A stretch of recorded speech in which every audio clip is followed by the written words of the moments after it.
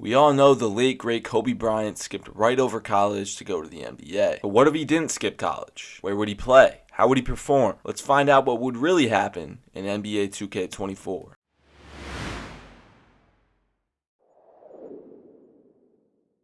Ultimately, Kobe narrowed his sights in on two ACC schools, two rivals, Duke and North Carolina. But which school would he have gone to? I think this clip from a Jimmy Kimmel interview answers that question. But if I had to make a decision, I probably would have wound up going to Carolina just because. Really?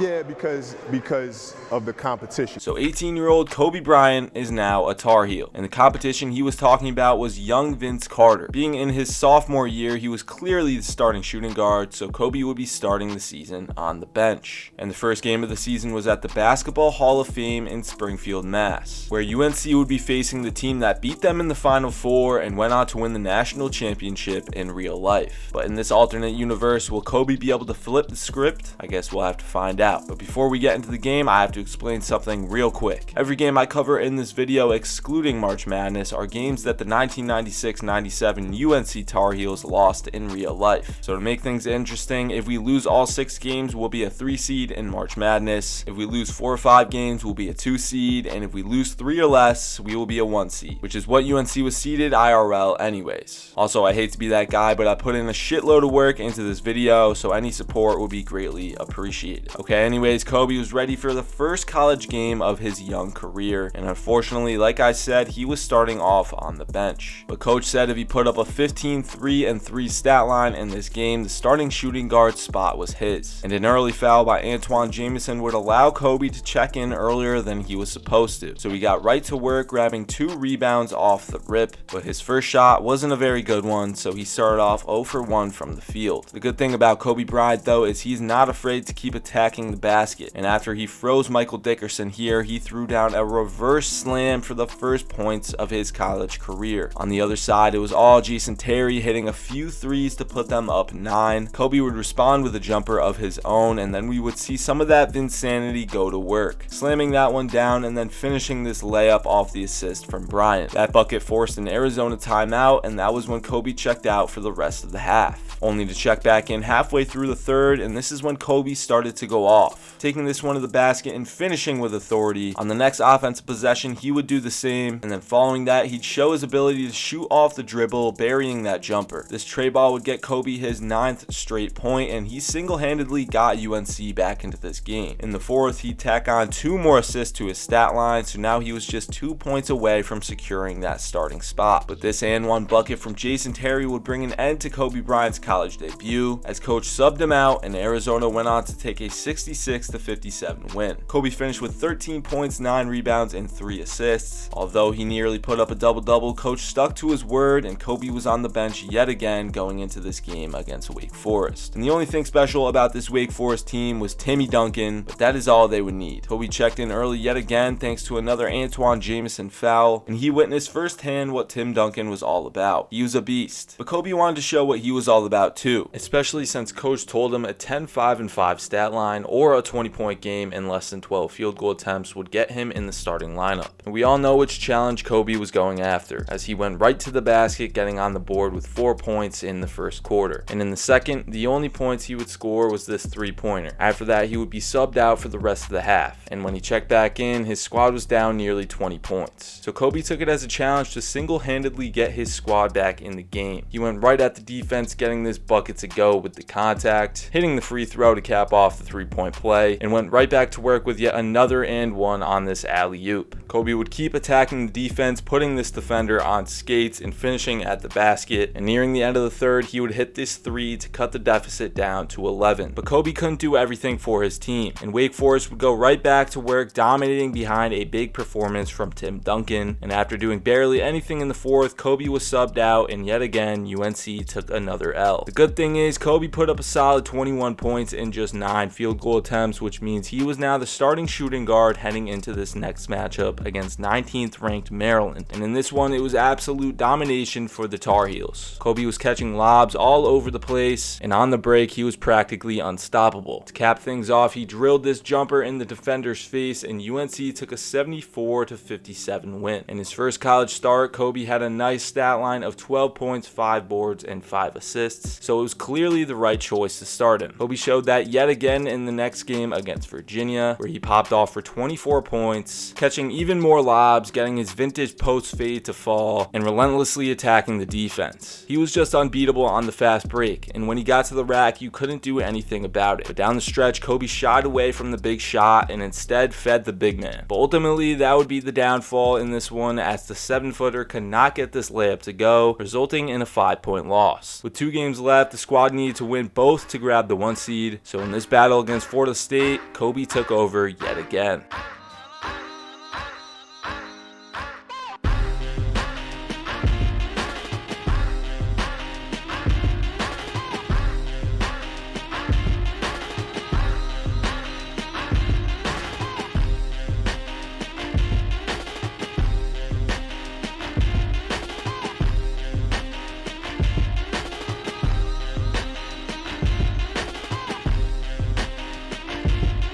UNC would take a 67-56 win behind Kobe's 8-point perfect game. Yeah, that's right, he didn't miss a single shot, so he was feeling real good going into this game against the team he almost committed to, the rival, the Duke Blue Devils. But this Duke team was no match for Kobe and his squad, as he kept playing his game, attacking the rim any chance he got, throwing down slams like this one, and even when he got stuffed in the paint, he found a way to get a bucket. Kobe was feeling very comfortable in this college setting. His jumper looked polished and ready for the NBA, and his ability to get open off the ball allowed him to get easy buckets like this one. Ultimately, Kobe finished off the Blue Devils with this alley-oop jam, and UNC took a 12-point win behind yet another 24-point performance from the Black Mamba. But now, ladies and gentlemen, it was game time. Kobe had helped UNC secure the 1 seed, which means we will now follow the same path they did in real life, and that path is going to start in the Sweet 16, where UNC had to face the 5-seeded California Golden Bears. This team was led by shooting guard Ed Gray, who averaged 22 points a game that season, so Kobe had a tough task ahead of him. And although Gray started off missing his first 4 shots, he could still pop off at any moment. Speaking of popping off, Kobe would get on the board with this alley-oop slam dunk on the break. He would then hit this post fade over Ed Gray before getting subbed out of the game. And when he returned, his squad was up 9 points. Kobe immediately made an impact, finishing yet another alley-oop here, later on charging to the basket, getting this bucket to fall with the contact. UNC was in firm control of this game at the half, and the dominance continued in the second half as well. But right here, Kobe got called for his 3rd foul of the game, so he had to step out for a while. And in his absence, Cal was able to shave the lead down a little bit. Right when Kobe stepped back out onto the floor, he picked up his 4th foul of the game, and he was pissed. But luckily, his team was able to hold their own without him. And even though a few clutch buckets down the stretch by Ed Gray would get this to a 2-possession game, Kobe was able to hit some clutch free throws to finish Cal off. Bryant put up a very quiet 15 points in that win, and allowed UNC to move on to the Elite 8, where they would play the 6-seeded Louisville Cardinals. And in this one, Kobe yet again put on a scoring clinic.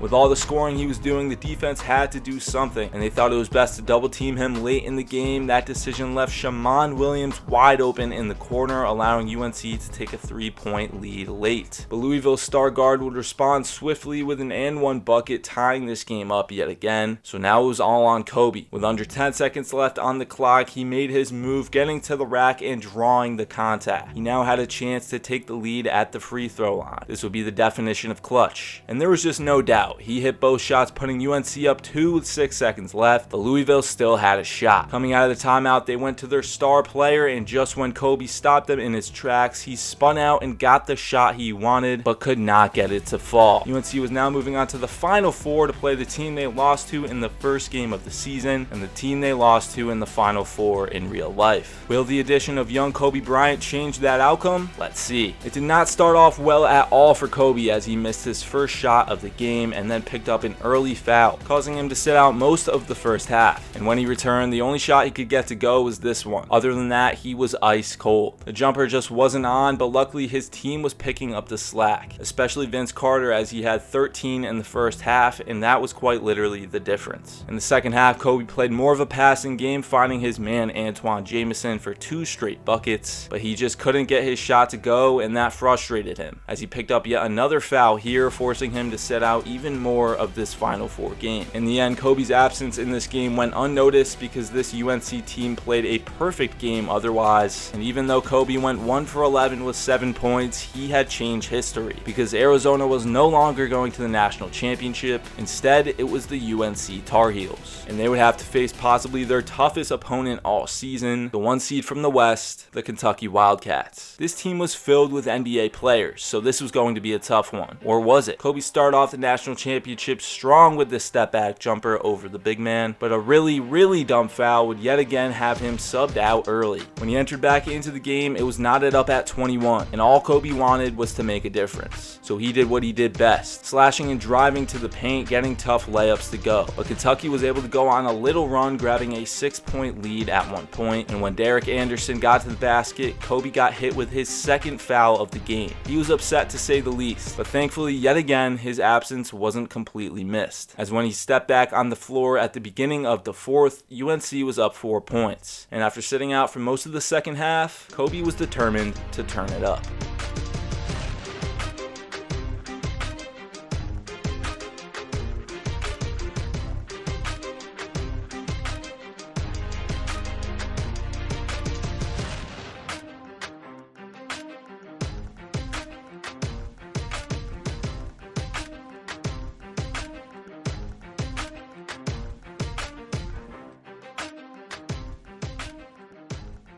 That burst of scoring allowed the Tar Heels to obtain a double-digit lead with under 2 minutes remaining, so the national championship was as good as theirs. And this layup from the Black Mamba completed this journey, as UNC had won the national championship, and for some reason this Kentucky player was living it up, and thanks to me, we now know what would have happened if Kobe Bryant played college basketball.